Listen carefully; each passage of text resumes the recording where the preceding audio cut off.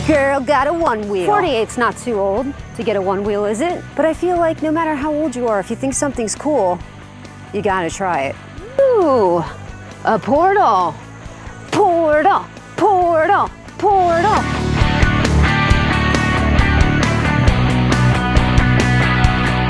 That's how I stop. There's like a million gnats here too.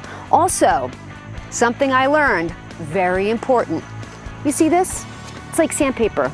It's like where your foot is mounted to the board and it's not gonna slip off. But it's like sandpaper. You know, one day I was like trying to clean it off and picking stuff off, wiping it, just trying to get everything off there, and I haven't had fingerprints in 3 weeks. Shall we do a little in-camera transition? Well, hello there, ladies and gents. I'm Tammy Sipnewski. Thank you so much for popping by my channel. And I'm really excited because finally somebody sent me something to review that's not a microphone. That was pretty exciting for me. Thanks to the people at Andycine for sending me their A6 Plus field monitor. So this is a 3D LUT 4K resolution touch field monitor. Spoiler alert, I love this thing. But they did send this to me for free, so I just want to put it out there. I don't have to say anything nice about it. They just wanted me to make a video for review.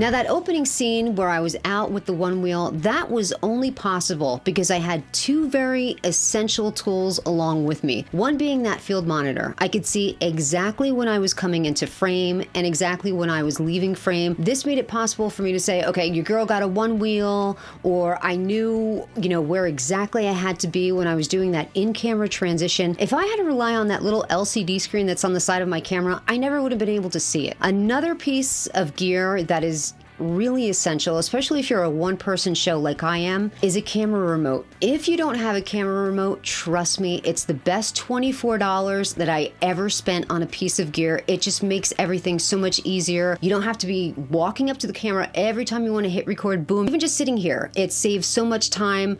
Once you get one, you'll see what I mean. Now I'd like to walk you through the body of the A6 Plus itself, and we'll just start from the top and work our way around. So at the very top is the power button, and you have to long press this power button to get it turned on. And when I say long press, it's like 3 seconds long pressing getting this thing to turn on. Right next to it is a menu. It's like a wheel that you can scroll through and you can push and navigate through the menu itself. It is a touch screen, so you don't have to use that, but it's there if you want that option.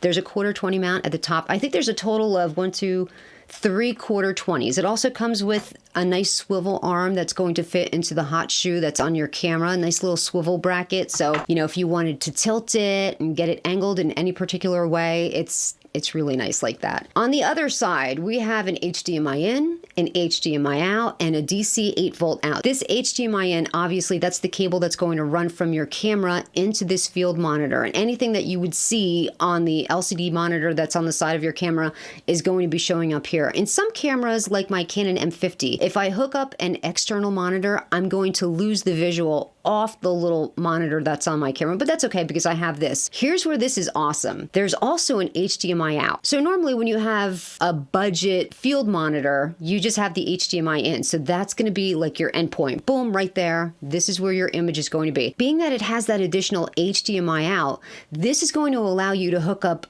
another field monitor if you want. So if you wanted to put it to something bigger, or if you wanted to attach it to a TV, or let's say you had someone pulling focus on a wireless monitor, they would be able to hook into this. So that's what makes a big difference with this one and some of the other budget ones that are out there. DC out 8-volt. So it doesn't come with this cable, but you're able to get a cable that would be able to run from this. You'd be able to use the battery on the back of this and power something else like the camera itself. Now on the bottom, there's an SD card slot. Now you put the SD card slot in there if you want to load some LUTs on there. And believe it or not, this holds up to 50. That's 50 LUTs. They just have to be a .cube format. You put it in there, and when we're navigating through the menu system, I'll show you how to load it on there. DC in 12 volts. Doesn't come with this cable either, but let's say that you wanted to run this through electricity through a wall, you'd be able to plug it in there. Another quarter 20 right there. A headphone jack, which is awesome because I don't have one on the Canon M50. So there it is right there, a beautiful headphone jack. And right next to that is a USB Type-C powering in as well. And we all have the Type-C nowadays. So everyone's got that particular cable. And on the back, we have the battery port. So believe it or not, this can actually be run by two different types of batteries. One is the Sony NPF batteries, and another one is the Canon LPE batteries. They do send you an NPF battery and charger. So all you'd have to do is just slide it right on into there and lock it into place. And just to release the battery, there's a button right above that. Boom, you just hit it and you're able to slide the battery right out. But I think it's really cool that it can take two different types of batteries. They also send you a really nice hard shell carrying case. But to be honest, I don't use it because it's too thick. It fits weird in my camera bag. So I just put it in a soft cloth bag because, you know, I'm not rough with my camera bag. It doesn't matter. It's just a little thick, but it is a nice hard shell carrying case, and it's nice that they give it. Now, being that the field monitor arm is going to hog up the hot shoe, and that's normally where you would put your microphone, they've cleverly put another hot shoe right on the side here. So whatever microphone you want to put in there, boom, you just slide it right into there. And there's your microphone holder. Now let's just time this out, shall we? The long press button. 1 Mississippi, 2 Mississippi, 3 Mississippi, 4. Like basically 4 Mississippi to get that on. But I think the reason that they do that is because it's a lock button as well. So let's say you have all of your settings, you've adjusted everything the way that you want it, and you want to make sure those settings don't get messed up. If you just hit that button one more time really fast, it's going to lock in all the settings. We'll just demonstrate that here. It says touch off. This way, no matter what happens, you can't mess up with the settings. Really, look at the difference in sizes here. This little teeny tiny LCD screen compared to this screen, it really is a huge difference. Right off the bat, let's go ahead and go through the different menus here. So obviously, like I said, there is a scroll menu here. You can touch it and that is going to bring up your bottom menu. This is going to allow you to roll through all of the different things that you can put in down here. So we're just going to go through each one by one.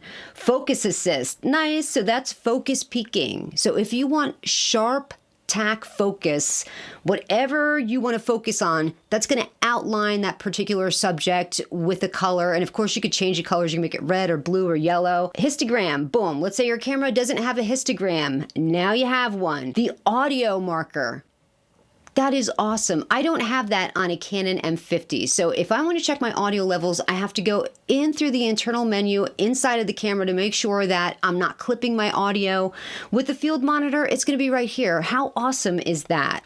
Next up is Parade, which I don't use, but we'll go ahead and turn this on. All of these next few things, like the Parade, the Vector, the Waves, all of this is to basically measure your exposure or your IRE, and that stands for the Institute of Radio Engineers. So the very bottom is going to be your absolute blacks, where everything is completely underexposed and there's not going to be any information there. And the very top is going to be white, where everything is overexposed and you're not gathering information there either. So if I cover the lens, obviously everything is going to go down into the blacks because there's no information there. And if I held it up to a light, everything would go out to the top to show that it's completely blown out. Okay, that's not working well, so we're just not going to do that. So you can turn on and have all of this in this one little simple camera monitor. That's absolutely amazing. For the $200 price tag, especially if you're working with a budget piece of gear like I am, the Canon M50, that doesn't have any of these things. So if I had this extra field monitor, just using it with the Canon M50 would elevate the camera itself. It would add a lot of things that camera is missing. And like I said, it is a touch screen. So to get to the main menus of the touch screen, you just need to double tap that, and that's going to bring up your secondary menu. At the top, you're going to see an icon that stands for a picture icon. You'd want to hit that. That was basically everything that we saw on the bottom, with a few additional things like zebras. You could turn your zebras on and off. So boom, zebra. And what the zebras are going to do, it's a zebra pattern that's going to pop up and show you anything that's overexposed in your image. The next one is false colors, and on the bottom here is a key to false colors. You'd want to be like right in the middle there, right in that happy gray area. So I'm going to move the ISO around, get it all the way up to 6400, and you could see blue and pink, that's overexposed, and all the way down to reds is completely, reds and yellows underexposed. So you'd want to be right in the middle there. In that happy gray area is perfect. The next icon down looks like the center position sign. So it allows you to turn on a 9 grid, safety markers, center marker, marker mat, which comes in really handy because let's say that you're just filming in your regular old 16:9 aspect ratio, but your end edit is going to be in a different ratio. It's going to let you put on that particular ratio. You see how like the letter box is coming in, the bars on the top or the bottom. So that's very helpful for someone that's going to use it in a different format. Next one down is going to be the, looks like a little zoom thing with the magnifying glass. Here you can change the aspect ratio directly on the screen. So let's say you wanted to see in a 16:9, 16:10, anamorphic, you could change it to anamorphic and the different sizes there.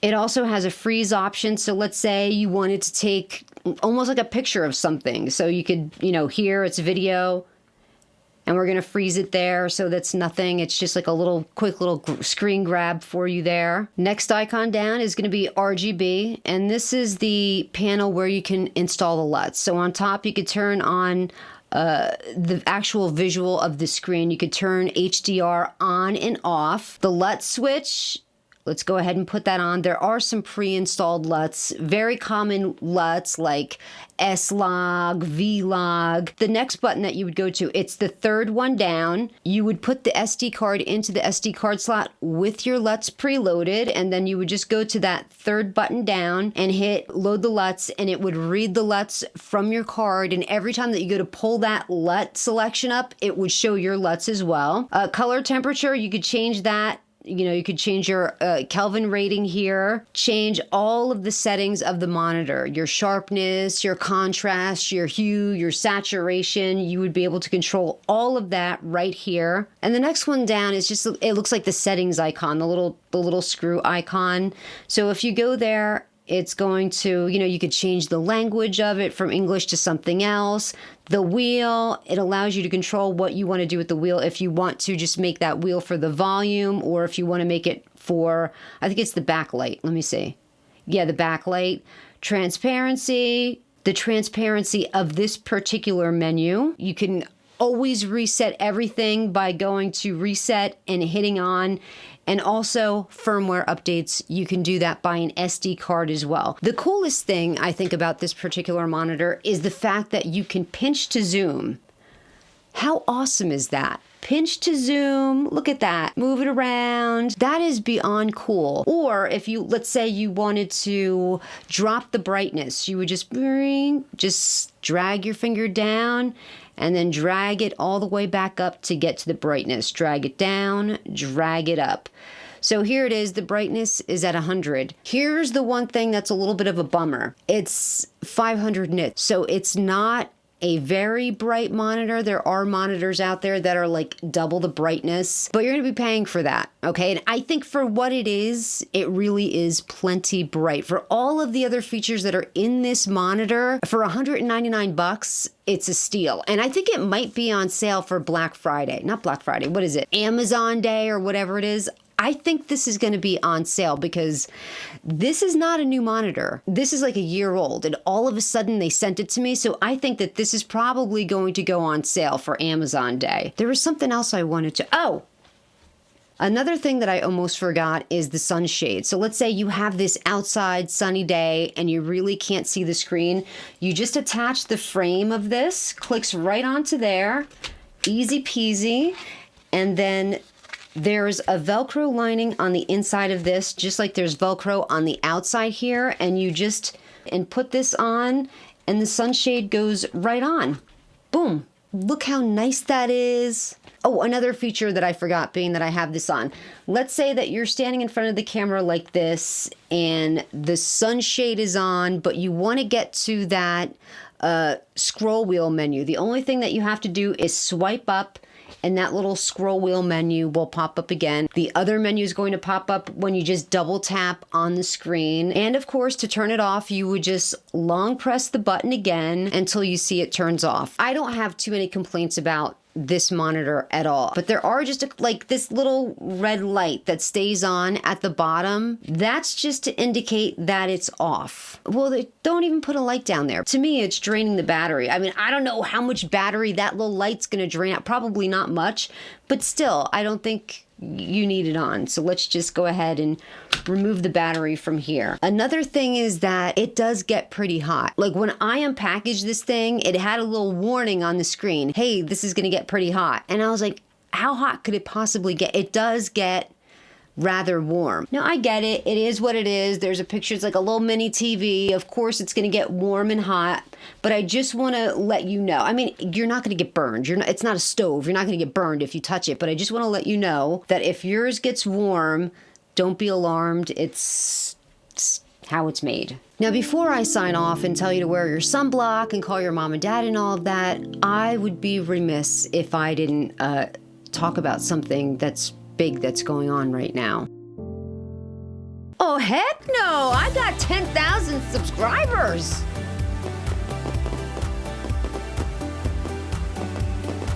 Cool. Of course, we should all pray for the president and the first lady that they return to good health very quickly. So to all of you who have been subbed throughout this time, always watch my videos, leave nice comments. I thank you so much. Listen, of course, I'm going to make a separate video where I announce all of this, do a huge giveaway, but you know, the number's down there. I can't just ignore it. So I just wanted to put a huge thank you out there to all of you, especially my very 3 special gents, 3 guys who are always there. They're always like the first to watch it, and they religiously comment and are super sweet and awesome. Of course, I'm referring to Mr. Anthony Beaver, Bad Karma 714, and the 2 Tims, Tim Windsor and Tim Roberts. Those 3 guys, man, I could rely on them for, I probably could call these guys and say, I need your help editing something, and those guys would be right there. No doubt about it. They're kind and sweet gentlemen. So thank you to them in particular, and thank you to all of you, and until next time, please wear your sunblock and call your mom and dad to say how much you love them.